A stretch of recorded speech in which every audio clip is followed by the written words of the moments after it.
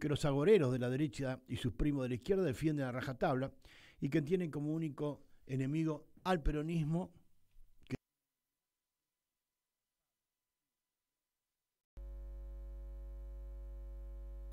Quiero pasarles, para confirmar también lo que digo, un audio de Luis Moreno Campo, si lo tenés en punta, ¿sí?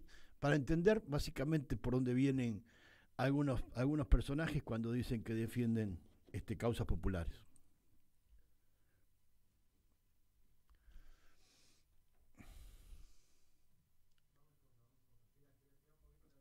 Sí, para enfrentar a las distintas evoluciones antidemocráticas que hacen uso de los sectores dominantes del crimen organizado,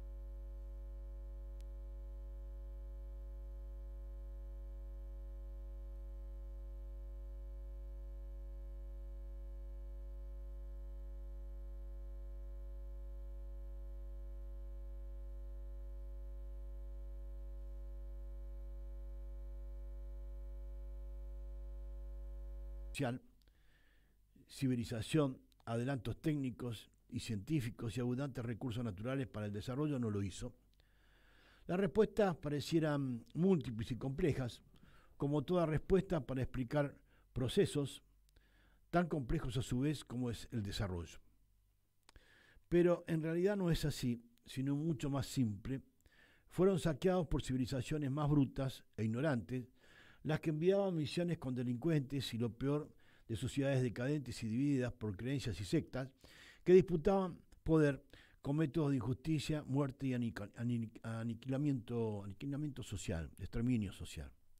Todavía hoy lo seguimos viendo en muchos sectores del mundo, ¿sí? Ni hablar la relación de Israel con Palestina, ni hablar en los países más empobrecidos del África, y bueno, y podemos seguir mencionando otros lugares más, ni hablar de Latinoamérica.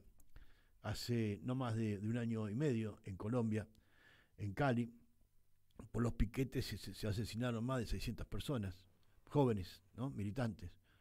Es decir, pero hubo también procesos revolucionarios precisos que provocaron un vuelco rápido y un cambio y reemplazo de un sistema de supresión biológica y opresión popular por un sistema de liberación popular con justicia social, como fue la revolución justicialista, Juan Domingo Perón, Eva Perón, y en el tercer gobierno también Isabel Perón.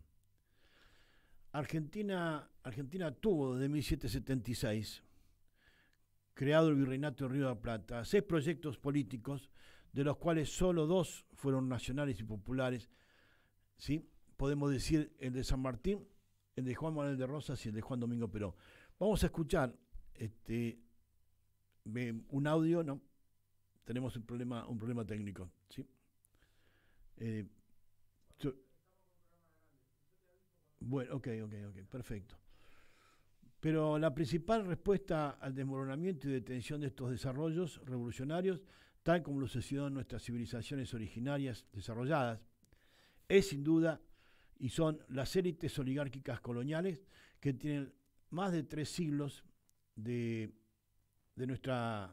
más de 3 siglos de antigüedad, incultas, criminales, que dominaron y dominan nuestra América Latina, nuestra América mestiza, con dictaduras militares, judiciales, mediante mecanismos y payasos que irrumpen en los procesos políticos sociales como bufones de las clases dominantes que mientras lastiman al pueblo divierten a sus patrones.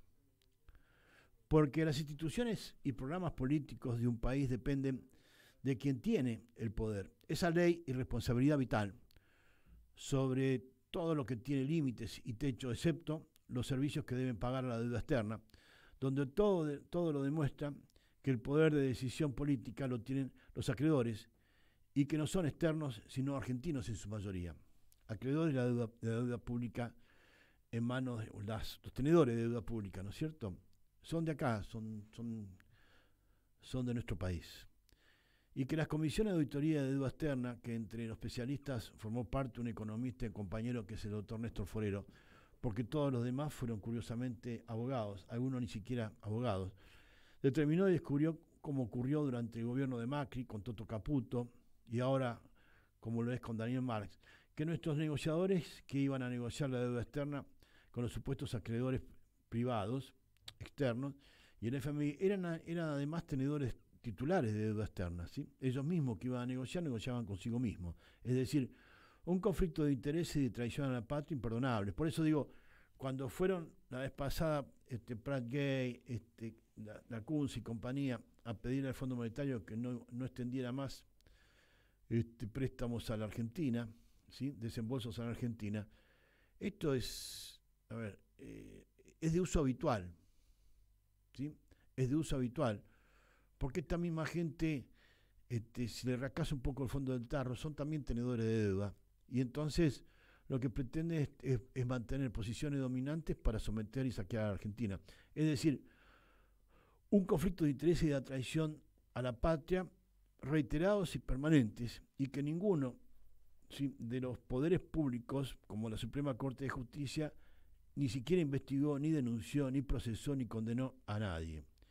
Y eso de que las instituciones y procesos dependen de quien tiene el poder, como resulta fácil de comprobar, con nuestra Suprema Corte de Justicia y el Poder Judicial, ya lo denunciaron desde mucho antes las mentes más despiertas como Perón, Fidel Castro, el Che Guevara y otros que se animaron y hasta pagaron con sus vidas. Y ya lo había señalado, Perón se tuvo que 18 años de exilio, ¿no? Y ya lo había señalado desde hace siglos el protoeconomista, como dije, el francés Frédéric Bastiat, que dijo, cuando el saqueo se convierte en un modo de vida muy rentable para un grupo de hombres viviendo juntos en sociedad y de la misma procedencia criminal, estos crean para sí mismos un sistema legal que los autoriza y un código moral que los glorifica. Por eso digo, estamos en una situación compleja. Y entonces, compañeras y compañeros, cambiar un sistema socialmente injusto por otro de justicia social, de pleno desarrollo económico, con plena equidad social, es un problema político, es nuestro problema político, y no es un problema de técnica económica. Es un problema, ¿sí?, de todos nosotros, es decir, un problema de Estado de toda la sociedad. Entonces, el desarrollo es básicamente un problema político y el problema fundamental es que conduce la política en nuestra sociedad, o las élites de la oligarquía y sus bufones variopintos, o el pueblo desde las bases de su grande mayoría. Escuchamos un audio que teníamos pendiente, el de Luis Moreno Campo. ¿A quién saludas, Pedazo Garca? ¿A quién saludas, Pedazo Garca? ¿Dijiste a Rosario, hijo de mi puta? ¿Cuándo?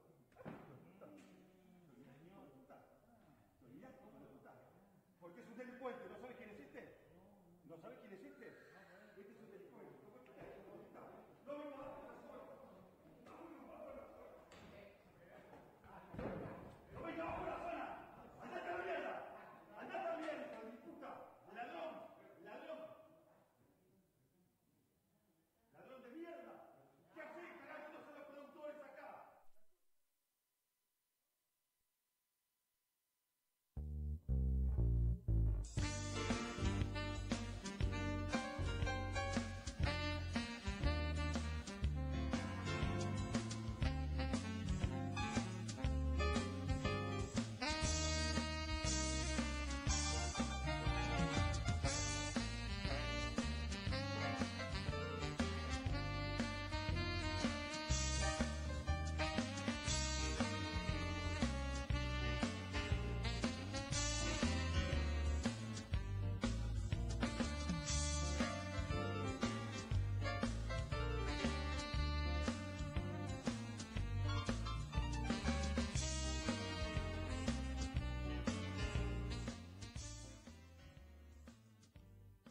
Es todo un plan para la economía. Mirá, vos sabés que yo lo que aprendí en el juicio de las juntas es que la ideología y esa especie de que vos querés ver, bueno, es todo un plan para la economía. Mirá, vos sabés que el Partido Comunista apoyaba a Videla. Sí. El Partido Comunista apoyaba a Videla. Argentina justificó el golpe de Estado, digamos. No, pero además apoyaba a Videla específicamente, porque ellos creían que Videla era el moderado. Justamente a mí me parece que, y hago el comentario del Partido Comunista, porque justamente el Partido Comunista era un partido de izquierda, pero que apoyaba a la dictadura militar y apoyó y cubría la represión. Sí, pero el Partido Comunista no torturó, fue víctima de la dictadura. No, el Partido Comunista no lo torturaban. Al Partido Comunista no lo secuestraban, justamente. Sí, cómo no. No, si vos tenías... Sí, vos mostrabas la credencial del Partido Comunista en Mendoza, en Córdoba, sí. Menéndez secuestraba y torturaba gente del Partido Comunista y por eso se peleaba con Videla. Pero el Partido Comunista no hacía eso. Sí. El gobierno argentino, los militares argentinos, en el año 1979, le dieron una medalla, la medalla San Martín, a un general soviético que se mandó un speech, un discurso sobre el hombre marxista-leninista en el edificio Libertador. Sobre las decisiones que tomó el Partido Comunista no me voy a meter y el Partido Comunista tendrá que explicarlas, sí. pero tampoco puede quedar la idea de que el Partido Comunista fue cómplice del terrorismo de Estado para torturar personas. Fue cómplice del terrorismo, yo diría que sí. Sus dirigentes los...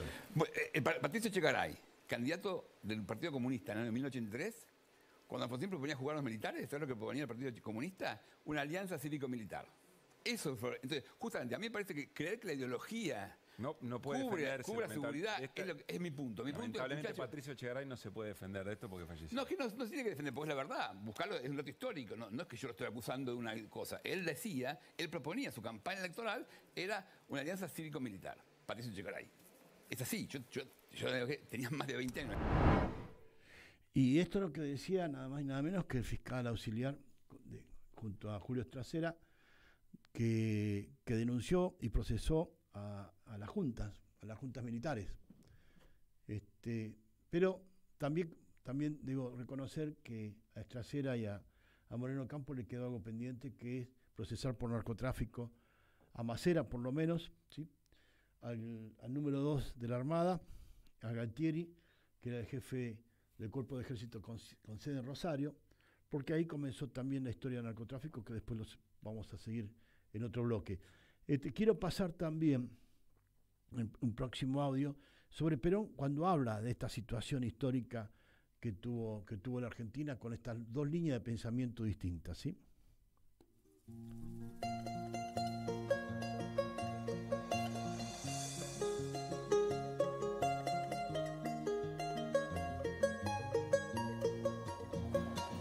Nosotros, en general, no hemos dejado nunca de comprender que dentro de la historia argentina han habido dos líneas perfectamente bien establecidas. Cuando se liberan nuestros países en la independencia, esa liberación es un poquitito más compleja de lo que pareció, porque era el nacimiento del imperialismo británico. Los ingleses montaron su imperio sobre los despojos del imperio español. Y todas las colonias españolas estaban asusadas, es decir, hay una organización masónica que es la que actuó directamente en nuestras independencias. Era la masonería la que se dirigió todo esto. Muy bien, eso planteó ya dos líneas en el movimiento de Mayo, ya están planteadas las dos líneas perfectamente, la línea que obedece al imperialismo británico y la otra línea, la línea nacional o la línea hispánica, llamémosle. Esas dos líneas han gravitado durante la independencia con los sectores que participaban de una o de otra de esas líneas, la línea anglosajona y la línea hispánica. En nuestro país, todos los gobiernos que se escalonaron desde Rivadavia en adelante fueron todos gobiernos de la masonería. Fue la línea masónica, es decir, la línea anglosajona. Desde entonces hasta nuestro momento, a través de unitarios, federales, bueno, los federales era la línea nacional, que diremos así, por primera vez cristaliza algo fuerte en eso. Ya no es línea masónica, es antimasónica, es nacional. Y es la que corresponde a la línea hispánica, porque siempre hubo una resistencia contra Inglaterra en las colonias. Y fue así, por eso cuando Moreno Campo está hablando y señala al PC y a Echegaray, proponiendo a Alfonsín en su campaña electoral del Partido Comunista una alianza cívico-militar, estamos hablando casualmente de esa línea masónica, ¿sí? Anglosajona, a la que respondían estos muchachos. Y no se sorprendan porque formaron parte de la Unión Democrática contra la revolución justicialística contra Juan Domingo Perón allá por 1945. Después formaron parte de la Junta Consultiva Nacional, donde estuvo el Partido Socialista representado con Alicia Moró de Justo y Nicolás Repetto, Américo Yoldi y Pablo Capdevila, del casualmente del PC. O sea que vienen con una ascendencia básicamente antinacional, independientemente que haya existido o no Perón, pero antinacionales, ¿sí? Y conducidos obviamente por la masonería. Pero ¿quién me puede explicar cómo abrevaron en la Unión Democrática con la extrema derecha y la extrema izquierda, si no es a través de una conducción superior, alguien que les marcaba la cancha? Y eso fue la masonería, y en este caso es Spritz-Braden conduciendo desde la Embajada Norteamericana. Y después formaron parte de la Junta Consultiva Nacional para poder aniquilar al peronismo y darle una suerte de legalidad, como decía Bastiat, cuando el saqueo se convierte en un modo de vida muy rentable para un grupo de hombres viviendo juntos en sociedad y de la misma procedencia criminal, independientemente de su ideología y su filosofía, estos crean para sí mismos un sistema legal que los autoriza y un código moral que los glorifica.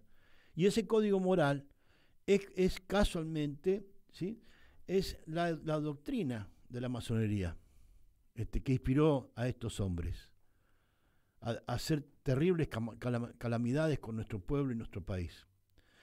Entonces, compañeros y compañeras, cambiar un sistema socialmente injusto por otro de justicia social, de pleno desarrollo económico, con plena equidad social, es un problema político, no es un problema de técnica económica. Es nuestro problema político, que hasta hoy está imbuido por esa masonería subyacente anglosajona y norteamericana. El problema de todos nosotros, es decir, es un problema de Estado, de toda nuestra sociedad, porque todos formamos parte del Estado. Entonces, el desarrollo es básicamente un problema político y el problema fundamental es quien conduce la política en nuestra sociedad. O las élites de la oligarquía y los bufones variopintos, porque la va desde los peronistas que están republicanos, hasta los peronistas por las dudas, hasta los que son peronistas pero quieren negociar con la sociedad rural, esta vez si bajan el costo de los arrendamientos, y el pueblo desde las bases, con su grande mayoría, están tanto de interpretar a todos estos divisores que ponen muros entre un criterio y otro para decir que son lo mismo cuando no lo son, ¿sí? Entonces, dividir el criterio de unidad del pueblo, la unidad de concepción del pueblo, también es trabajar para este modelo anglosajón norteamericano. No les quepa la menor duda que es así. El capital y las transnacionales son los seres humanos de toda índole, condición y lugar. El llamado mercado anónimo o la sociedad nominal, la de tu barrio, la de tu municipio. Por lo tanto, el factor fundamental para alcanzar estos logros es lograr el mayor grado de cohesión social y la mayor unidad nacional del pueblo argentino. Y en este caso es Cristina Fernández de Kirchner la que tiene la potestad de provocar esa unidad de concepción, esa cohesión social detrás de una bandera, detrás de un proyecto, ¿sí? Y coordinar con su divisa la opinión de los argentinos en una sola dirección, en un solo sentido, en el sentido nacional y popular que tanto necesita nuestra patria para salir y dejar de lado a estos interpretadores y agoreros de la desgracia para los tiempos mejores. Sí, que el pesimismo se lo guarden, ¿sabe dónde? ¿Ah? Y entonces vamos al primer tema musical, que es nada más y nada menos que nuestro querido Hugo del Carril, interpretando nuestra marcha peronista, como corresponde.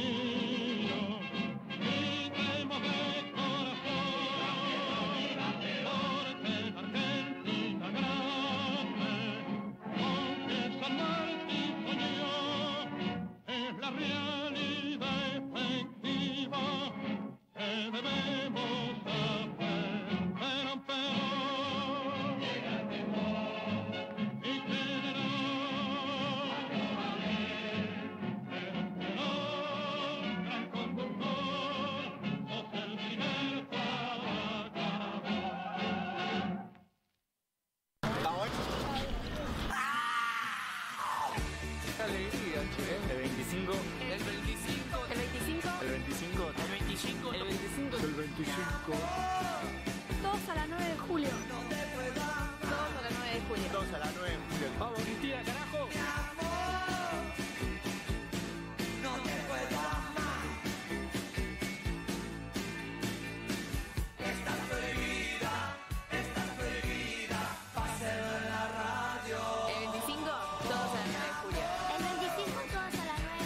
Los chilenos también vamos el 25 a 9 de julio. Los chilenos el 25 vamos a las 9 de julio.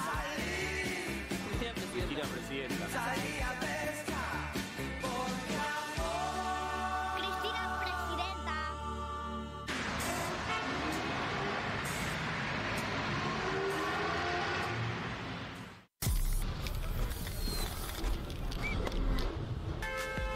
Hoy nos juntamos en la Casa de las Madres, que es el vientre de nuestra democracia, porque salimos a grafitear esta consigna que es el 25 vuelve. El 25 vuelve. El 25 vuelve, esto loco. El 25 vuelve. El 25 vuelve. El 25 volvemos. Vuelve el 25. El 25 vuelve. ¡Vamos!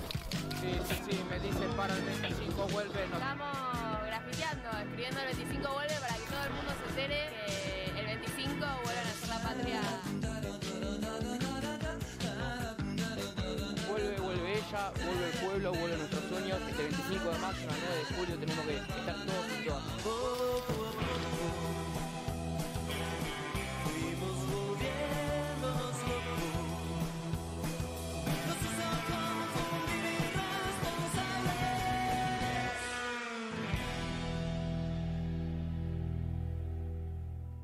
En Caput pasan cosas.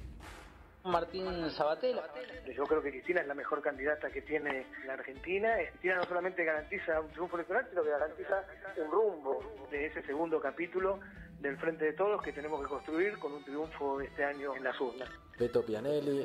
La que ordena, la única que podría ordenar todo esto es que es la que mejor expresa el enfrentamiento de los grupos concentrados. ¿Qué tal, Héctor Recalde? Que me perdone Cristina, porque le pedimos muchísimo, ya hizo tanto y sigue haciendo, tanto en lo personal como en lo familiar, que mucho pedirle, ¿no? Pero evidentemente, para muchísimos de nosotros, la conducción política la tiene Cristina Fernández, en el lugar que finalmente ella decida estar. Luisa Culió. Sí. Por supuesto que voy a votar a Cristina y se presenta. Por ahora hay que trabajar para que pueda presentarse. Solamente el compromiso individual diario de cuerpo y alma puede lograr una patria justa, libre y soberana. Mempo Giardinelli. La apoyo, la espero, la quiero, la respeto. Me parece que es una esperanza para la República y no soy el único, creo que somos muchísimos los que pensamos esto. Mientras sea la esperanza, yo seguiré a esa esperanza. Radio. Caput. Y si hay que dar la vida, daremos la vida. Por eso que no hay causa más noble. Esas cosas. En Caput pasan cosas. Estamos con Leopoldo Moró. Yo creo que Cristina tiene la estatura de estadista suficiente como para afrontar los problemas que va a tener que encarar la Argentina, que van a ser complejos, y hacerle entender que ella tiene que ser la bandera. Florencia Saintú. Yo estoy convencida que Cristina es la esperanza que tiene nuestro pueblo, de los que la amamos y de los que no la aman, pero la esperanza de que este país pueda ser mejor. Alicia Castro. Creo que sí, y en especial si discutiera y presentara un programa de reparación y un programa de reconstrucción nacional. Cintia Ottaviano. ¿Por qué queremos que sea nuestra presidenta? Porque con ella estábamos mejor. El pueblo tiene todo el derecho de ir a decirle, consideramos que usted es nuestra candidata. Radio. Caput. Porque es la única que representa la voluntad popular de volver a una Argentina con soberanía comunicacional, soberanía política, económica, alimentaria y jurídica. Esas cosas. Bueno, nuevamente, compañeros, estamos en bloque más de justicialismo peronista, pidiendo disculpas por las dificultades técnicas que tuvimos en el día de hoy. Se nos descompaginó un poco la compu, y como esto, la mayor parte del entorno que tenemos es digital, a veces la tecnología nos juega una pequeña mala pasada. Pero como tenemos también otro mago que es Martín Loza, sacamos Conejo de la Galera como sea, aunque sea lo vamos a buscar al fondo, en medio de la avenida Corrientes, pero los traemos igual y lo vamos sacando adelante como corresponde. El mayor daño, volviendo a nuestro tema, que se le hizo a la economía como ciencia, es quitarle su naturaleza política de economía política. Y así como el capital también se le quitó su naturaleza comunitaria, arraigado en la riqueza producida por él y con el trabajo. La naturaleza del capital es comunitaria y la naturaleza de la economía es absolutamente política. Lo demás es verso y sanata para la tribuna popular. Pero confunden y rompen la unidad de criterio, la unidad de concepto del pueblo, y entonces aparecen los tipos que te dicen, no, pero yo en un mes termino con la cosecha de rabanitos, hacen magias, vamos a fabricar platos voladores y qué sé yo, y es toda una sanata, y la gente a veces en la condición de indigencia o de pobreza provocada por este proceso, cuando recién marcó Perón de origen siguiendo un poco el modelo anglosajón norteamericano, y que para eso abrevaron, como dijo Moreno Campo también, hasta el Partido Comunista, hasta la extrema izquierda, ¿sí? Y donde pedían, en vez de juzgar y meter en cana a la Junta Militar, pedían una alianza cívico-militar, ¿sí? ¿Por qué razón? Yo a veces he hecho notas en esta radio con Jailton Andrade, un querido compañero de Brasil, que es el secretario sindical del Partido Comunista de todo Brasil y es el secretario general de los petroleros de San Salvador de Bahía. Y créanme que no tengo ninguna diferencia política. Decía Perón sobre Fidel y Che Guevara, decía, a este muchacho van a seguir millones de muchachos. Dice, ¿qué diferencia tengo yo con Fidel Castro? Comunista. Es tan comunista como yo, es justicialista. Y a mí qué me importa que sea. Pero teníamos coincidencias ideológicas. Yo no sé qué les pasó a los muchachos de la izquierda de la Argentina. Entre la izquierda pituca y afrancesada del posmarxismo que trajo Ernesto Laclau y algún otro trasnochado, y yo no sé qué les pasó, porque teníamos como la vez decía el compañero Papaleo, no importa que venga un compañero a las movilizaciones con una bandera con la hoz y martillo, porque son instrumentos de trabajo, como para nosotros el modelo social es trabajo céntrico, como el económico. Bienvenido, llegaron 30 años tarde, no importa, bienvenidos igual. El problema es que te aparezca uno con una bandera de una transnacional, entonces el lenguaje es otro, ¿no? ¿Está? A pesar de que, en el fondo, los muchachos siempre abrevaron sosteniendo el status quo, ¿no? De la ultraderecha, ¿no es cierto? No hicieron creer la economía política, nos hicieron creer que la economía política no existe, que todo es un problema técnico.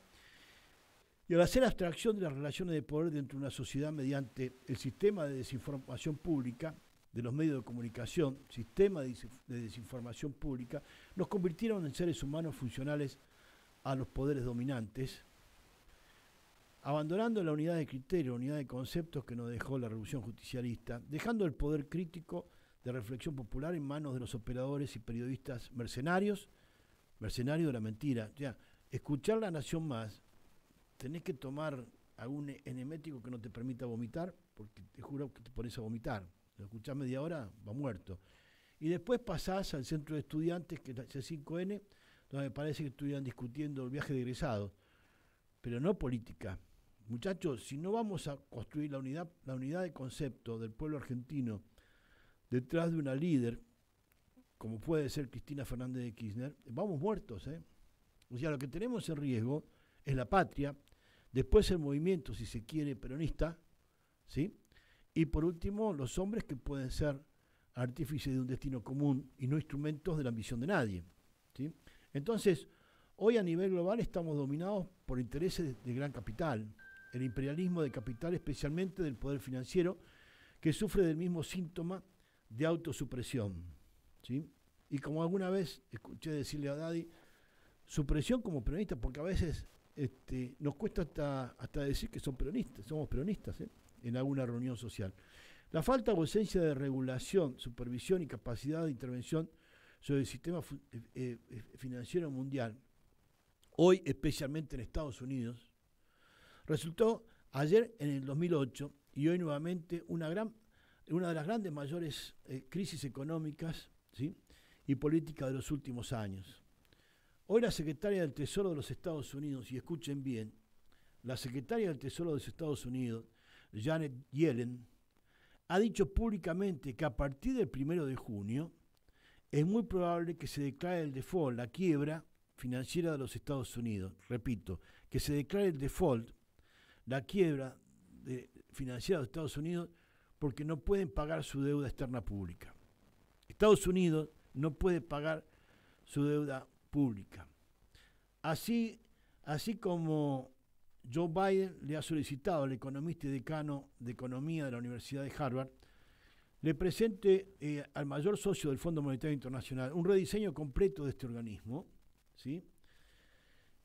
Y el patrón del Banco de Francia, como la ministra de Economía de Francia, ya se están probando el traje de presidente del Fondo Monetario Internacional en lugar de Georgieva. Y Georgieva no sabe cómo pegar con lo que sea, aunque sea con moco, el desastre del préstamo y programa que firmaron con Macri, ¿sí? No saben cómo resolverlo. Pero Janet Yellen ha dicho públicamente que a partir del 1 de junio Estados Unidos va a entrar en el default, no va a pagar más. ¿Saben por qué? Porque de la deuda pública externa que tiene Estados Unidos es 3 veces superior a lo que producen por año, es decir, a lo que facturan por año. No sé cómo explicarlo, a lo que producen económicamente por año, en dólares.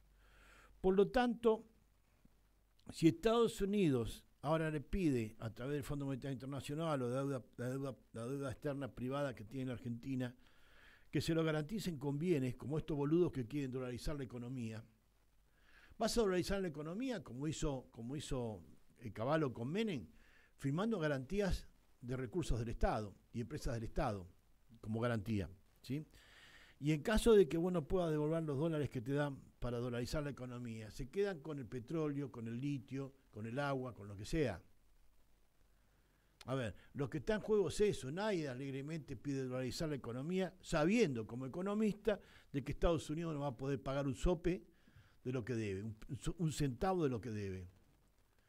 Y es más aún, muchachos, ¿cómo van a quedar los títulos del Tesoro norteamericano frente al mundo? ¿Cuánto van a cotizar? ¿Saben cuánto van a cotizar? Están diciendo los expertos, entre un 13 y un 17% con respecto a lo que valen, lo que está escrito en el papelito. Si el título del Tesoro vale 100, ¿tá?, lo vas a poder comprar por 13 o 17 pesos. ¿Sí? ¿Y saben lo que va a acarrear esto? Una devaluación, pero impresionante del dólar con respecto a cualquiera, al euro, al yuan, a lo que sea, al peso argentino. Entonces, lo único que pueden manotear para pagar esta guerra, este desastre que hicieron con las finanzas y la economía del pueblo norteamericano, es ir a manotear y a saquear los recursos de nuestro país. Yo decía en una entrevista, una charla que tuvimos por esta radio con Oscar Laborde, que casualmente la jefa del Comando Sur, la general 4 estrellas, Laura Richardson, no venía a reunirse acá con el ministro de Defensa, con Jorge Tayana, sino venía a reunirse con Cristina a discutir cómo carajo iban a hacer. Y Laura Richardson dice, bueno, pero nuestro petróleo que tenemos en la región, en Sudamérica, porque América es para los americanos, para ellos, ¿no? Nuestro litio, ¿sí?, que tenemos en Bolivia, Argentina y Chile, nuestro petróleo en Vaca Muerta, nuestras reservas de agua en el acuífero guaraní. Entonces digo, me parece perfecto. Entonces recuperemos las Malvinas, ¿sí?, y mandemos un portaaviones nuestro portaavión norteamericano a sacar a patadas en el traste a los ingleses y mandarlos para la casa. También que nos provean por lo menos 20 o 30 aviones de estos de última generación para defender nuestras fronteras. También que podamos acceder a los programas de la NASA, a las últimas tecnologías que tienen desarrolladas en 5G y compañía, porque también son nuestras. Igual que ellos consideran como propios el petróleo, el agua, el litio, ¿sí?, también son nuestros todos los recursos que ellos tienen a disposición de los Estados Unidos, ¿por qué no? ¿Sí? Entonces, equiparemos por igualdad y equidad los recursos de cada cosa, no que estén discutiendo, apareciendo en la televisión, en algunos canales de televisión, las fronteras con México, la gente que quiere cruzarse. Yo, a ver, honestamente digo, ¿a quién se le ocurre emigrar a Estados Unidos sabiendo la que viene? O comprar dólares sabiendo la que viene. O comprar título de deuda estadounidense sabiendo lo que viene. Estados Unidos no va a pagar lo que debe, va a salir a buscar a sus deudores para que paguen, en lo que sea. Y si esta chica vino acá y dijo nuestro litio, nuestro petróleo, es muy probable que nosotros terminemos pagando, levantando la cuenta de la mesa de la joda norteamericana con nuestros propios recursos. Y espero que los muchachos, de una vez por todas, abreven en el sentido común para entender que es la mejor oportunidad que tenemos para sacarnos algún cáncer de encima y curarnos definitivamente de la enfermedad terminal que nos aqueja desde por lo menos el 24 de marzo de 1976. Digo, la ausencia de regulación, ¿sí?, y supervisión de intervención sobre el sistema financiero mundial, especialmente en Estados Unidos, resultó en el 2008 la caída nada más y nada menos que de Lehman Brothers.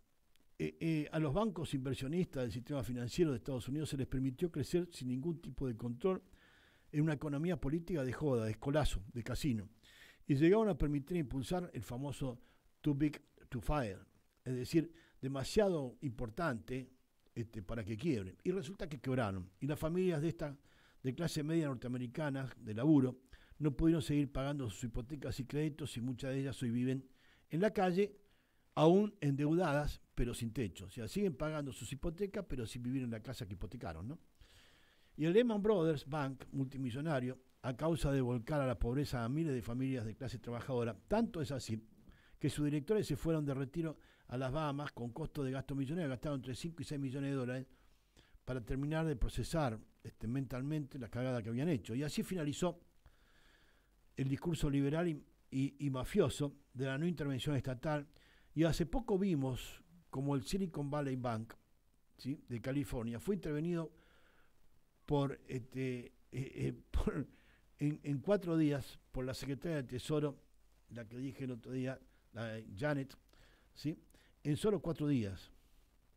Y ahora se les puede ocurrir, digo, ¿y a quién se les puede ocurrir con este panorama en dolarizar la economía argentina con la moneda de un país que el 1 de junio se declarará en quiebra y declarará el default de su deuda pública externa?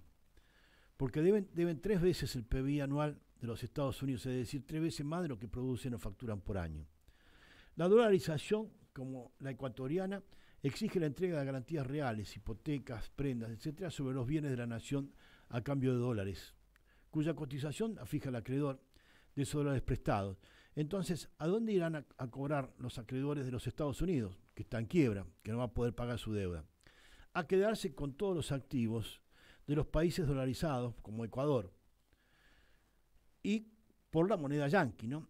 Por eso Ecuador está viendo cómo salir del dólar de manera urgente, reculando en chancleta sobre campo arado, más o menos.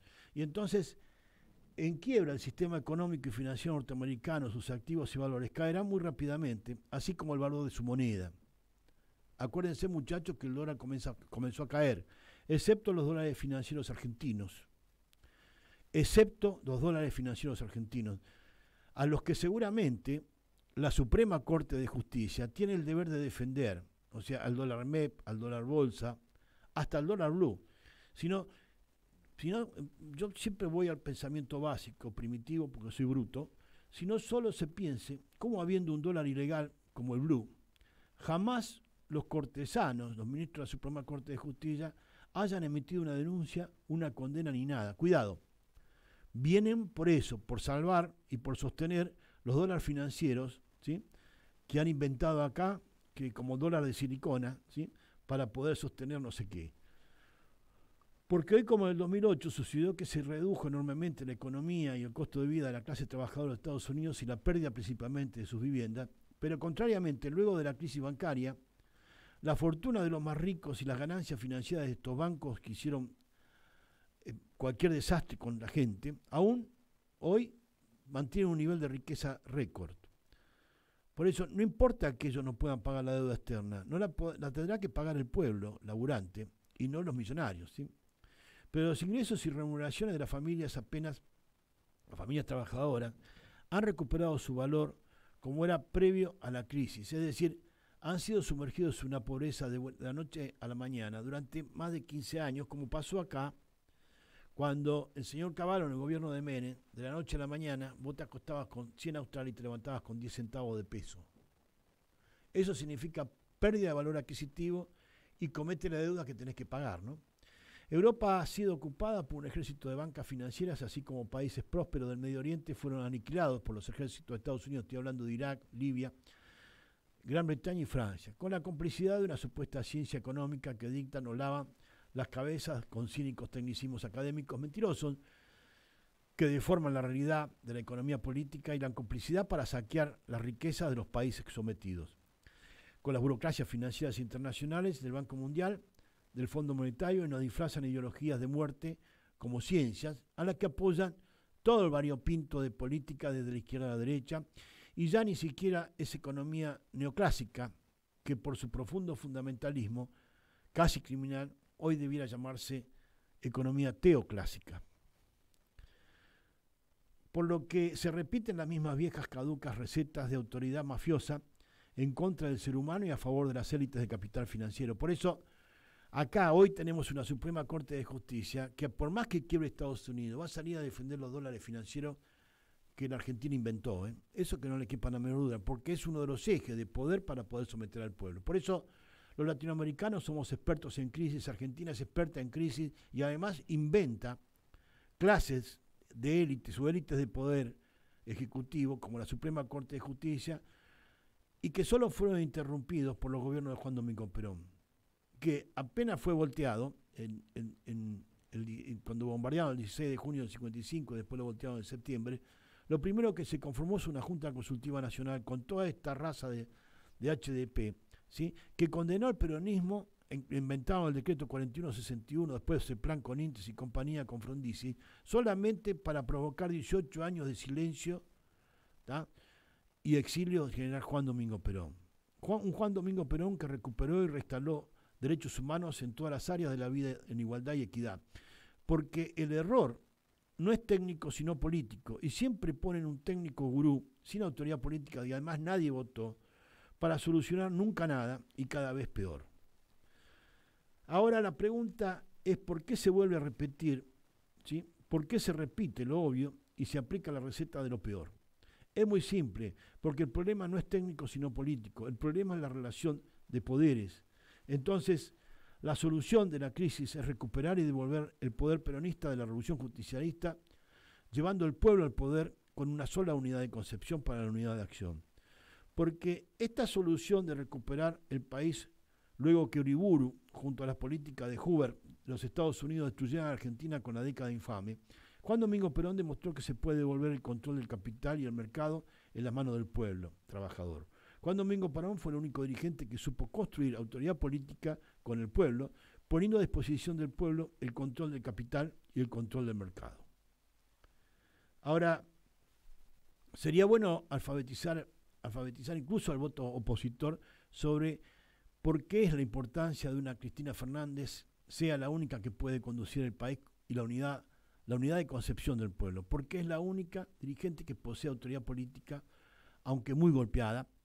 Es por eso que se intentó asesinarla y la causa judicial ya se cerró, la del atentado contra ella, cuando todos sabemos que Macri mandó matarla. Los demás son gerentes de la élite oligárquica que manda el mercado y protege la justicia. Es un viejo y caduco sistema obvio en el que caemos, reiteramos con mediocridad, para debatir la nada y que reproduce la crisis perfecta, la que nadie puede definir, pero que es instalada con el sentido común de la autoridad política democrática.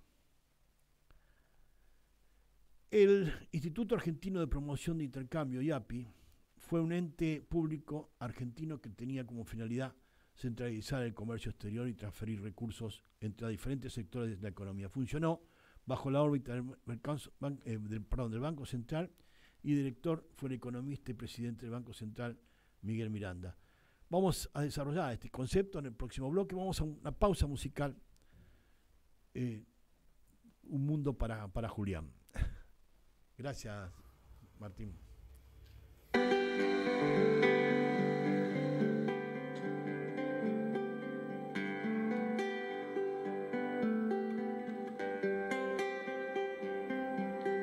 Traigan un mundo nuevo para Julián,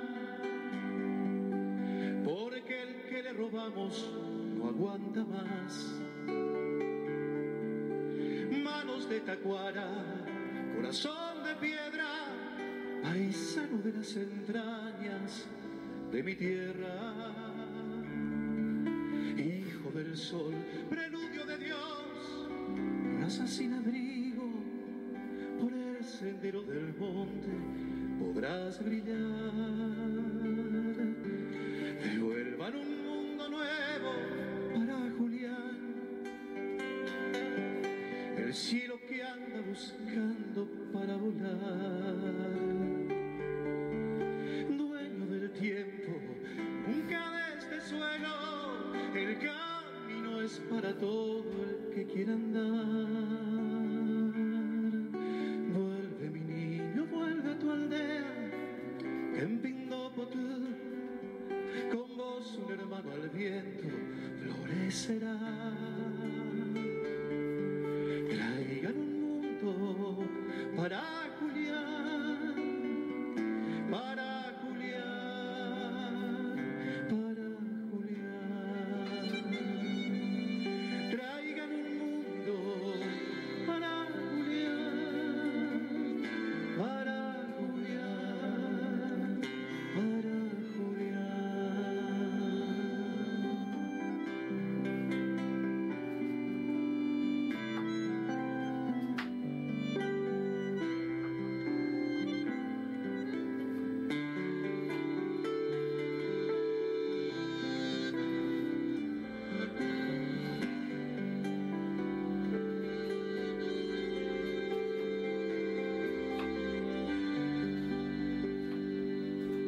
Es diferente el aire en esta ciudad, todos corriendo hacia ningún lugar, mientras mi gente sufre su destierro por un miserable peso que aplastará.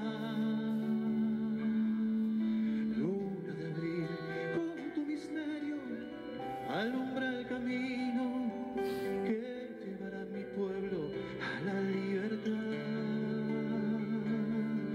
Traigan un mundo nuevo para Julián, sin matanzas ni guerras de propiedad. No será en vano porque tu nombre siempre vivirá en el alma de los hombres que quieren paz. Traigan un mundo para Julián, para Julián, para Julián. Mandanos un WhatsApp. Mandanos Sarasa y Noticias. 11 65 16 44 46. ¿Cómo podemos cuidar a nuestras y nuestros jóvenes? Hagamos un acuerdo entre adultos, que las y los jóvenes no se queden en soledad. Estemos cerca para escuchar y acompañar. Que no se queden sin adultos y adultas para conversar. Promovamos encuentros entre pares y prácticas de cuidados. Generemos espacios de escucha e intercambio, sin juzgar. Armemos espacios de encuentro para proponer otras dinámicas de celebración. Ofrezcamos información, escucha atenta y cuidado. Acompañemos a las juventudes. Los cuidados son colectivos. Cedronar. ¿Querés arrancar la mañana bien informado? Infosiberia, las noticias en tu celular. Manda un mensaje de WhatsApp al 11 3205 8813 y recibilo gratis todas las mañanas. Infosiberia. En Caput. pasan cosas. Yo no quiero llamar periodistas a los sirvientes. No quiero llamar periodistas a los que cobran para destruirnos. Que estos que se dicen periodistas y que dicen la verdad pero a medias, hay que ponerles otro nombre. Yo hablo de los verdaderos periodistas. Hay cantidad de radios como esta que se juegan, que les cuesta, que es un esfuerzo enorme, pero que siguen estando en el aire. Me parece que eso es lo que hay que reivindicar.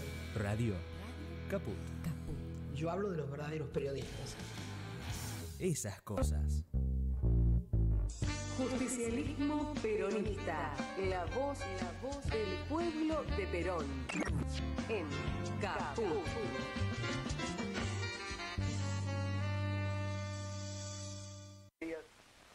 Se ha destruido también, no se han destruido las casas, no se han destruido las fábricas, pero se ha destruido al hombre, que vale mucho más que las fábricas y que las casas, y que todas las demás cuestiones que intervienen en la vida nacional.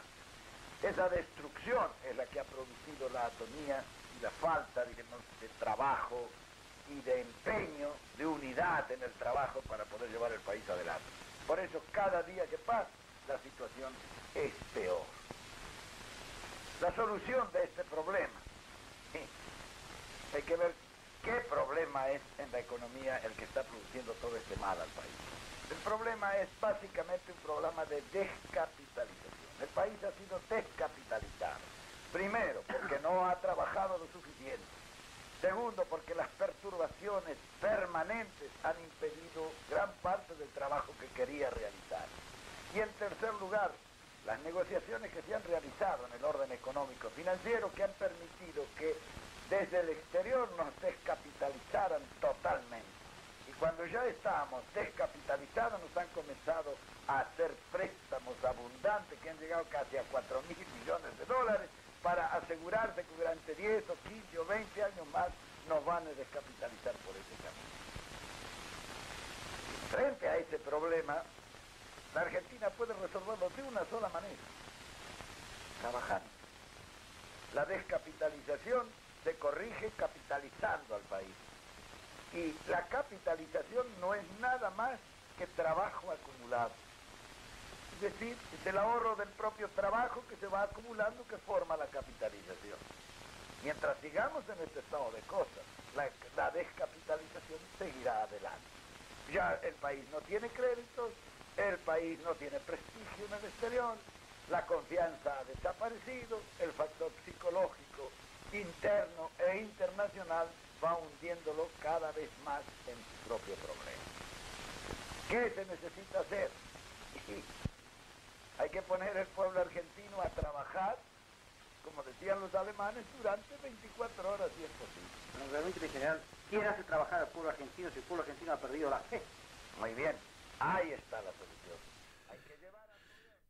Y ha perdido la fe, sí, puede ser, pero la única que hoy puede devolvernos a unidad de concepto, como dije anteriormente, entre los dirigentes del campo nacional y popular es Cristina Fernández de Kirchner. Por lo tanto, es muy importante de que no se divida el criterio del pueblo detrás de los agoreros que inventan boludeces para poder disfrazarse con la careta, a veces digo, la más económica que hay, ¿no?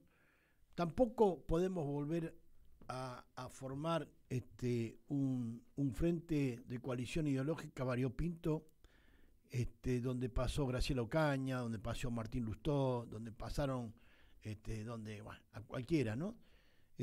Con el voto peronista se le dio de comer a todo esto. Y cuando, como decía Perón, uno le da pan a perro ajeno, seguramente termina por perder el pan y el perro, ¿no? Cuando uno le da pan a perro ajeno, pierde el pan y pierde el perro. Y seguramente capaz que te tocan el timbre para que le dé la correa. ¿Entendés? Entonces, hay que tener en cuenta de que no se puede. Si hay una persona que puede tener la posibilidad de convocar a la unidad de concepto es Cristina, pero no para volver de vuelta con una coalición donde los lagartos vuelvan a sumarse y se pongan la careta más barata para estos imbéciles que la de Perón. Es un viejo y caduco sistema, obvio, en el que caemos y reiteramos con mediocridad para debatir la nada y reproducir la crisis perfecta de la nada absoluta a costa del hambre de la gente. Esa crisis que nadie puede definir porque es un problema económico, que nadie sabe qué carajo, nadie te lo puede explicar, pero que es instalada contra el sentido común de la autoridad política democrática. ¿Hay medidas económicas, de política económica? Sí, el Instituto Argentino de Promoción e Intercambio, que creó Perón allá por mayo de 1946, fue un ente público argentino que tenía por finalidad centralizar el comercio exterior y interior y transferir recursos entre los diferentes sectores de la economía nacional. Funcionó bajo la órbita del Banco Central, obviamente, porque no te dejaban que robes nada, y nacionalizando los depósitos, toda circulación de divisa extranjera también estaba controlada para el comercio interno y externo, y su director fue el economista y presidente del Banco Central, Miguel Miranda. Hasta los antecedentes, hasta ese momento, la década del 40, la economía de Argentina era principalmente primario exportadora. El control de la política económica gubernamental por parte de sectores minoritarios en el marco del sistema de partido único, que fue el PAN, y posteriormente la concordancia de la década infame, permitió a los sectores ganaderos exportadores desalentar la producción de las industrias locales, la eliminaron, por lo tanto se exportaba materia prima como hoy día, cuando en el 70 nosotros, el último gobierno de Perón, al grano de soja le sacábamos 64 subproductos de valor agregado y se volvió a exportar, como en aquella época del 40, los insumos primarios, el grano de soja, ¿sí? Sin desarrollo ninguno, sin invertir, ponerle trabajo encima. Ese intento de desaliento se tradujo, por un lado, en evitar la sanción de leyes que promoviesen la protección aduanera solicitada por estas industrias y se bloqueó la promoción de políticas crediticias para el sector industrial, o sea, se eliminó el crédito de producción.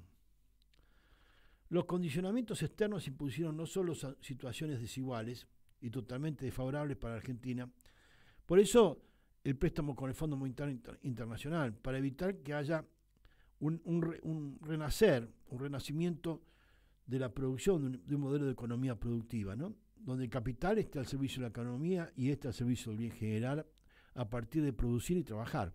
Y en relación comercial, sino que también en aquel momento determinaba en qué, el cómo y en quién sobre la producción y distribución interna, producto de la descentralización exclusiva de la decisión política. Hasta la década del 40, la orientación de la acumulación de capital proveniente de las exportaciones en el país fue casi inequívocamente, dirigida hacia estos mercados que en condiciones favorables de precios generaban excedentes que eran distribuidos en forma extremadamente desigual entre los productores. La creación del IAPI formaba parte de la economía política y el conjunto de medidas políticas que entonces el presidente Juan Domingo Perón y su equipo del Consejo Nacional Económico habían proyectado, aunque fue creado por decreto ley 15.350 el 28 de mayo de 1946. El gorilaje de la izquierda y la derecha, bajo las órdenes internacionales de Churchill y Stalin, se lo adjudicaban al presidente Delmiro Farrell. Entonces, preguntémonos, ¿por qué Farrell mantuvo preso a Perón en Martín García para su asesinato? Algo similar a la pasividad actual de las áreas de seguridad, inteligencia y defensa ante el intento de asesinato de Cristina. O sea, cuando hablo de estas analogías, es por una sola razón, porque tanto uno como el otro tienen la capacidad de convocar a la unidad de concepción del pueblo, para la unidad de acción. Y entonces se les complica a los muchachos. Entonces la mejor manera, como ocurrió con Perón, cuando nos llevaban a Martín García para asesinarlo, en las manos de Luis Durán, que era el sobrino político, casado con una sobrina de Braden, y así como mandaban a estos tarados, las empresas de Toto Caputo, pagándoles, no sé si 15 palos, 12 millones de pesos para poder asesinar a Cristina. No son métodos desconocidos, sí, desdibujados, mentidos, ¿sí? Para que nadie encuentre analogías ni sepan, che, mira, esto viene así, sino que obviamente responden a eliminar a todo aquel dirigente nacional y popular que genere unidad de concepto, unidad de concepción, unidad de criterio. El IAPI obviamente fue disuelto poco después del golpe de Estado de septiembre del 55, que derrocó a Juan Domingo Perón, por ser el mayor obstáculo de producción vinculados al sistema, de productores vinculados al sistema, y para tener mayor capacidad de poder para saquear al país. Curiosamente hoy no conozco a ningún compa liberal, ¿sí?, de estos que tenemos en nuestras filas, ¿sí?, exfuncionario kirchnerista, que haya planteado un modelo de economía política para acumular trabajo y salir de este saqueo actual. Es decir, de reponer el Instituto Argentino de Promoción e Intercambio. Se hacen todos los boludos, se hacen llamar todos compañeros, pero responden a otra ideología, responden a otra religión, a otra economía teoclásica, ¿sí? Hasta el 4 de junio de 43, la economía argentina era principalmente primaria exportadora. El control de la política económica gubernamental por parte de sectores minoritarios en el marco del sistema del partido único, como dije anteriormente, ¿sí? Los condicionamientos externos impusieron no solo situaciones desiguales y totalmente desfavorables para Argentina en relación comercial, sino que también determinaron el qué, el cómo y el quién sobre la producción y distribución interna, producto de la descentralización exclusiva de la decisión política en manos de Cavallo, sus equipos económicos y la mar en balde, ¿sí? El IAPI fue creado, ¿sí?, casualmente para tapar los agujeros de este colador que drenaba servicios financieros a todo tipo y color, ¿sí?, desde el Fondo Monetario Internacional hasta como el Fondo Monetario volvió a controlar la economía argentina con el gobierno de Aramburu Rojas, ¿no?, con Raúl Prebisch al frente de esto, que inclusive indemnizó a Gran Bretaña por una compra vil de los servicios públicos, entregándole la mitad de la flota mercante de la empresa de líneas marítimas argentinas, ELMA. Entregó el 50% de los barcos como indemnización por la compra vil que hizo Perón de un montón de empresas de servicios públicos que hasta ese momento estaban en manos de los ingleses. ¿Ya? Y hay un boludo como Bianco, que en la Universidad de Quilmes armó una cátedra sobre Raúl Prebisch, santificándolo por los logros que produjo para la Argentina, el ex jefe de gabinete de Axel Kicillof. Digámoslo, porque cuando escuchamos a un boludo de esto, los jóvenes piensan realmente que está en uso de la verdad. En realidad son parte de los agentes para romper la unidad de criterio, ¿no? Y tener un montón de versiones. ¿Por qué hay que debatir? ¿Qué vamos a debatir? ¿Si el agua moja? El que es un traidor a la patria, en la historia o en la actualidad, es un traidor a la patria, no tiene. Y el que es un liberal, que trabaja al servicio de otros intereses que no son de la patria. Los condicionamientos externos impusieron no solo situaciones desiguales y totalmente desfavorables para la Argentina, sino que hoy estamos viviendo esta situación, ¿sí? Por eso digo, hay que tener en cuenta de qué se trata esta historia, ¿sí?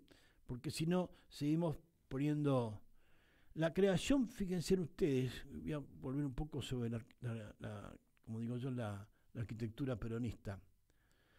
El IAPI formaba parte de la economía política y el conjunto de medios políticos que entonces el presidente Juan Domingo Perón y su equipo del Consejo Nacional Económico habían proyectado, aunque fue creado, como dije anteriormente, por la ley 15.350 del 28 de mayo del 46. Y obviamente que cuando el IAPI fue disuelto, no hubo mucho más que ver, ¿no es cierto? El objetivo que dio su creación fue la necesidad de contar con un ente especializado en cuestiones comerciales internas y externas y lograr una mejor inserción externa mediante la conquista de nuevos mercados y la consolidación de la presencia argentina en los ya obtenidos. Ahí el 21 de julio de 1947, Perón asumió el 4 de junio del 46, a solo un poco más, un par de meses, ya unos 14 meses.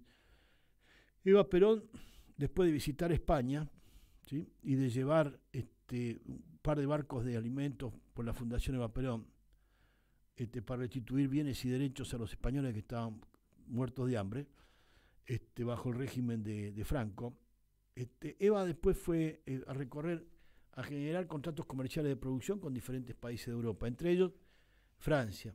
En ese momento el presidente Georges Bidault la recibe en el aeropuerto de París, ¿sí?, y se inclina para besar en la mano apenas bajaba de la escalera del avión. 21 de julio de 1947. Y así Eva Perón, en representación del gobierno nacional, con la presencia del embajador nuestro allí en Francia, firma el primer contrato comercial de producción con Francia, que era la provisión de harinas de todo tipo y color, de carnes, para poder poner en marcha de vuelta la economía francesa. Por eso digo, ¿qué fue el IAPI? Fíjense que el IAPI lo crearon el 28 de mayo de 1946. Y Eva Perón ya estaba dando vueltas por Europa, firmaron contratos en Suiza, en Suecia, en Gran Bretaña, en Londres, en varios puntos en Finlandia, en un montón de países de Europa, que trajo contratos comerciales de producción, es decir, inversiones primarias externas para comprar productos de valor agregado argentinos, no comprar soja en grano, sino productos derivados de la soja, ¿sí? Por eso dije, no compraban trigo en grano, sino harinas derivadas del trigo.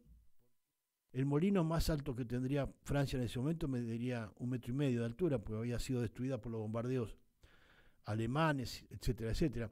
Entonces, aprovecharon ese impulso de necesidad económica y hicieron acuerdos extraordinarios. Y de esa manera, Argentina tuvo un sistema de comercio exterior extraordinario, ¿no es cierto? Por eso digo, el objeto que guió su creación fue la necesidad de contar con un ente especializado en cuestiones comerciales y lograr una mejor inserción externa mediante la conquista de nuevos mercados a través de sistemas comerciales asociativos y la consolidación de la presencia, sistemas comerciales asociativos, no es una mala palabra, y la consolidación de la presencia argentina en los ya obtenidos, además de promocionar la calidad y diversidad de los productos locales y la industria local y generar estrategias de defensa de los precios en el mercado internacional ante un eventual deterioro de los términos de intercambio, protegiendo a los productores locales frente a los cambios en los precios internacionales y la acción de los monopolios internacionales de los países importadores de productos argentinos. En la misma línea, el gobierno decidió repatriar la deuda externa y crear el Instituto Mixto Argentino de Reaseguros, la flota mercante argentina, para mantener un alto nivel de ocupación e incentivar los planes de obra de los gobiernos nacionales y populares. ¿Cómo decidió repatriar la deuda externa? Porque le dijo, muchachos, no podemos pagar, lo único que podemos pagar es el producto, ¿sí? Y entonces los economistas, los compas liberales que tenemos como economistas en las filas nuestras, dicen, no, el gobierno de Perón fue inflacionario. Mentira. Acá se pagaba 6 pesos el quintal de harina, $6 el quintal de harina, perdón. Y Perón lo llevó a $65 el quintal de harina. Se pagaba $250 la tonelada de carne y Perón lo llevó a $735 la tonelada de carne. Obviamente aumentaron los productos de consumo y en la teoría, en la técnica económica de los idiotas, y no en la política económica, supuestamente había devaluado el peso argentino, pero no, había revaluado para arriba los bienes transables y entonces, y con alto valor agregado, de modo que no había forma, ¿sí?, de que, por lo menos, por supuesto que aumentó el costo de vida casi un 700%, pero los sueldos fueron incrementados en un 1.280%, es decir, había una diferencia de 580 porcentuales, ¿sí?, con respecto al costo de vida y a los ingresos remunerativos de los argentinos. Esto significa de que, como decía Perón, a ningún muchacho le faltaba lo que vendría a ser 15 mil pesos en el bolsillo para ir a tomarse un café a la esquina. Entonces, los chicos jóvenes y las chicas jóvenes planificaban su vida, planificaban familias, planificaban hogares, todo era accesible, la vivienda, el trabajo, bien remunerado, ¿sí? ¿Por qué? Porque se había llegado a un estado de situación. Y el que quería, como los ingleses le dijeron a Perón, bueno, se le van a pudrir los granos y las carnes en el campo. Y Perón les contestó, bueno, muy bien, señores, nosotros tenemos la comida, ustedes el apetito, vamos a ver quién aguanta más. Y automáticamente se allanaron a los costos que establecía Perón de todos los bienes transables de la exportación, al mercado interno también y al mercado externo. También tenía como objetivo el IAPI, desplegar una política pública de planificación y orientación selectiva del crédito con emisión monetaria para la producción de productos con valor agregado, que eliminara y redujera al mínimo el impacto desfavorable de las oligarquías terratenientes, de los fenómenos naturales, climáticos o financieros internacionales que pudieran afectar la producción nacional con alto valor agregado. La creación del IAPI dentro de una búsqueda de nuevos mercados se profundizarían. Con los acuerdos comerciales bilaterales, España entre el 46 y el 48, Checoslovaquia y Rumania en 1947, igual que Francia, Polonia en 1948, Bulgaria en 1949, Rusia en 1952, y un claro intento de diversificar las relaciones económicas exteriores para intentar combatir los condicionamientos de las relaciones económicas tradicionales con Gran Bretaña y Estados Unidos.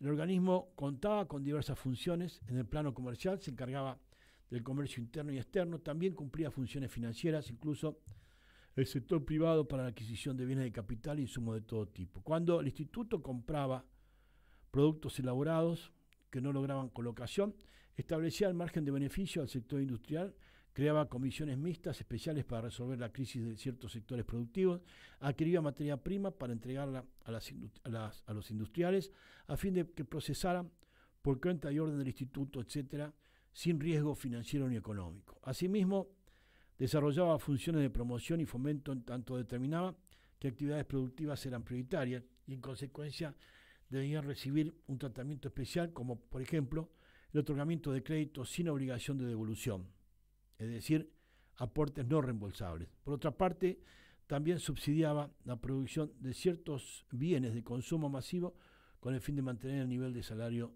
real sin perder el poder adquisitivo que dije anteriormente. El IAPI otorgaba fondos a empresas privadas y mixtas, de economía mixta, para la compra de bienes de capital, financiamiento para la compra de nuevos bienes de capital, camiones, tractores, equipos para obras viales. El sector privado se benefició también con sus fondos, la industria frigorífica, la metalúrgica, la jabonera, entre otras, con el propósito de reducir inversiones que el IAPI debía efectuar para cubrir riesgos de empresas privadas y empresas de economía mixta con el Estado nacional, provincial y los municipios. Se implantó posteriormente un sistema de autoseguro y se creó el Instituto Nacional de Reaseguros, al frente de cuya liquidación lamentablemente estuvo Alberto Fernández bajo las órdenes de Domingo Felipe Cavallo. El mismo comprendía mercadería de propiedad del instituto almacenadas en depósitos propios, los seguros, ¿no?, propios o arrendados en tránsito en aguas de jurisdicción nacional. Se obtuvo así una importante reducción en el pago de primas de seguro. Asimismo, el IAPI desarrollaba las funciones de promoción y fomento en tanto determinaba qué actividades productivas eran prioritarias y en consecuencia debían recibir un tratamiento especial, como por ejemplo el otorgamiento de créditos blandos, a fin de cumplir créditos y no préstamos, bajo tasa de interés, sino sujetos a tasa de productividad, a certificado de producción de fiel cumplimiento. Esas eran las relaciones de crédito con el IAPI. Y se firmaron convenios comerciales con otros países, en especial con aquellos que proveían a la Argentina de importaciones necesarias para su crecimiento industrial. Así, entre 1947 y 1949 se alcanzaron acuerdos comerciales con Suiza, Hungría, Italia, los Países Bajos, ¿sí?, Noruega, Finlandia, Dinamarca, Brasil y Suecia, ¿sí? Con su creación se pudieron realizar la siguiente política económica: contar con un organismo especializado en cuestiones comerciales internas y externas, lograr una mejor inserción externa mediante la conquista de nuevos mercados y la consolidación de la presencia argentina en los ya obtenidos, realizar propaganda internacional de la calidad y diversidad de los productos argentinos, complementar la actividad privada en esta materia, diseñar estrategias de defensa de los precios de los productos nacionales en el mercado internacional ante el eventual deterioro de los términos de intercambio, proteger a los productores locales frente a los cambios en los precios internacionales y la acción de los monopolios internacionales y de los países importadores de productos argentinos, desplegar una política pública de planificación y orientación selectiva del crédito que eliminara o redujera al mínimo el impacto desfavorable de los fenómenos naturales, climáticos, económicos y de los pensadores liberales economistas que teníamos en Argentina y que pudieran afectar la producción nacional. Vamos a hacer una pequeña pausa escuchando el último tema musical, Martín Loza, si se puede. Compañero, por todas tus conquistas, los días más felices siempre fueron peronistas, y es por eso que el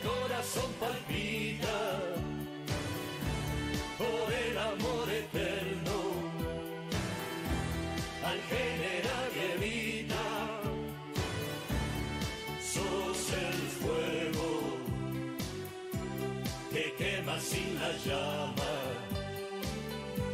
sos todo sentimiento que nace desde el alma. Compañero,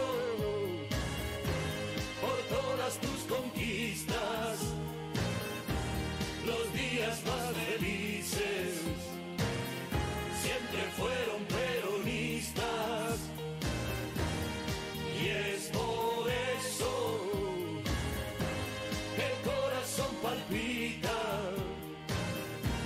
por el amor eterno al general Evita. Compañero, luchaste por la gloria, hiciste un país nuevo, por vos cambió la historia. Compañero, por todas tus conquistas, los días más felices siempre fueron peronistas, y es por eso que el corazón palpita por el amor eterno. Nuevamente, en nuestro último bloque, quería concluir un poco con el relato del modelo de economía, de comercio interno y externo que fue el Instituto Argentino de Promoción e Intercambio. ¿Qué resultados obtuvo? El IAPI ejerció su rol centrado en la comercialización de productos agrícolas con alto valor agregado. Acuerden que en los 70 de la soja sacamos 64 subproductos de valor agregado, de la caña de azúcar 101 subproductos de valor agregado, y podemos seguir hablando. El IAPI en Viejo Bueno, ahí sobre el camino General Belgrano, que fue atacado por el Ejército Revolucionario del Pueblo, que prácticamente volaron instalaciones y compañía. No por casualidad, ¿no? Por eso dije, es muy importante escuchar a Moreno Campo cuando dijo que el PC estuvo reclamando un pacto militar, cívico-militar, para poder no llevar a la justicia a las juntas militares, ¿no?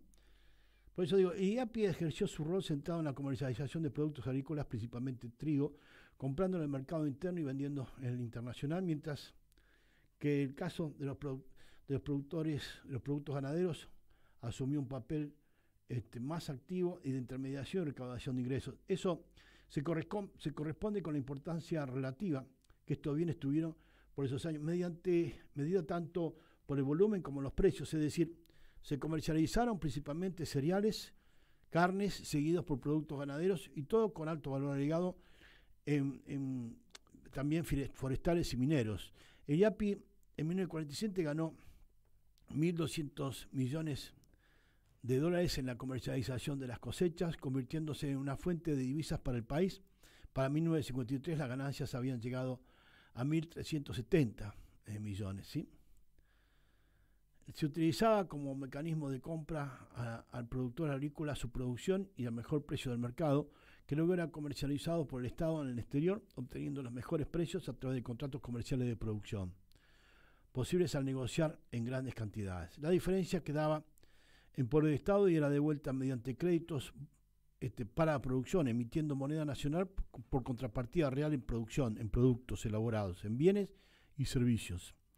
Para los mismos productores agropecuarios e industriales, en inversiones de infraestructura, en el combate contra las plagas, etc. La intervención del Estado entonces quedaba marcada como una garantía de defensa de los precios que se le pagaban a los productores, evitando su deterioro ante los continuos cambios de términos de intercambio y a salvo de las consecuencias de las oscilaciones de los precios de las materias primas y elaboradas. Anteriormente ese rol lo jugaban los consorcios extranjeros, ¿sí? Cuando estaba todo privatizado, inclusive el flete marítimo. Bueno, hoy volvimos de vuelta a ese estado de placer. En especial británicos que compraban las cosechas a bajo precio a los productores, afectando en especial a los pequeños y medianos, y obtenían provecho al revenderlo al exterior a precios superiores. Así tenemos el puerto de la hidrovía sobre el Paraná, llena de un montón de intermediarios extranjeros, y que reemplazaron obviamente al IAPI con los beneficios que ya hasta los productores agropecuarios hoy conocen, ¿no? Especialmente el desastre que fue Vicentín. Por eso digo, Durante 1948 y 49 se suscribieron más de 20 contratos comerciales de producción con Europa, Asia y América, destacándose el convenio Andes de 1948 con Gran Bretaña, que establecía la liberación de saldos bloqueados en Londres, aunque no podían usarse fuera del área de la libra esterlina, tampoco jodía demasiado. Con España se suscribió en abril de 1948, con Francia en julio de 1948. Otro convenio de contrato comercial de producción otorgaba un crédito de 1.750 millones de dólares pagaderos en pesetas, con 4 años de plazo, y se le aseguraba la provisión de trigo y la compra de barcos mercantes que produjera Argentina. El IAPI intentó fomentar el comercio exterior y lo logró, y con ese fin otorgó financiamiento a países extranjeros para realizar sus compras en el mercado argentino. Nosotros financiábamos la compra de países extranjeros para el mercado argentino. Le prestábamos nosotros para comprar, que le prestábamos pesos, no dólares. Predominantemente de productos alimenticios. Asimismo se encomendó a los astilleros europeos, británicos y holandeses la construcción de varias naves de pasajeros y de carga refrigerada mediante sumas adelantadas por el instituto, el IAPI, ¿no? ¿Sí? ¿Okay? Producíamos los barcos acá, ¿no? Se lograron convenios comerciales en base a contratos comerciales de producción, como dije, con diversos países entre 1947 y 1952, y se alcanzaron acuerdos comerciales con Suiza, Hungría, Italia, los Países Bajos, Noruega, Finlandia, Dinamarca, Brasil y Suecia. De todos modos, y a pesar de los esfuerzos realizados por el organismo para ampliar la cartera de socios inversores compradores, esa es la relación del contrato comercial de producción de los productos argentinos, el Reino Unido siguió saboteando a la Argentina para sostener exclusividades, con el primer lugar como importador, seguido de Estados Unidos, ¿no? En lo que respecta a importaciones, la importancia de IAPI fue sensiblemente menor. Las mayores compras se registran en los rubros metalúrgicos, los materiales de construcción, maquinarias y textiles, destacándose como vendedores Estados Unidos y Gran Bretaña, mientras que el comercio con la Unión Soviética registró un incremento significativo a partir de 1953. Desde aquel fatídico 24 de marzo de 76, han tardado 47 años desde aquel fatídico 24 de marzo de 76, para no solo desaparecer y asesinar a más de 30.000 desaparecidos, sino que han tardado 47 años para destruir todas las chimeneas creadas por Perón. ¿Saben cuántas industrias se cerraron desde el 24 de marzo de 76? Tomemos hasta que volvió Néstor Kirchner al poder, hasta que asumió el 25 de mayo del 2003, 181.000 establecimientos industriales. 181.000 establecimientos industriales. Voltearon todas las chimeneas creadas por Perón, que proveían de valor agregado, mano de obra, trabajo argentino, a nuestros insumos primarios. De esta manera quedaron 6.743.000 desocupados en Argentina. Gracias a la técnica económica de estos economistas liberales, formados en la Escuela de Austria y en la Escuela de Assamé, en la Escuela de Washington, ¿no? Han tardado 47 años.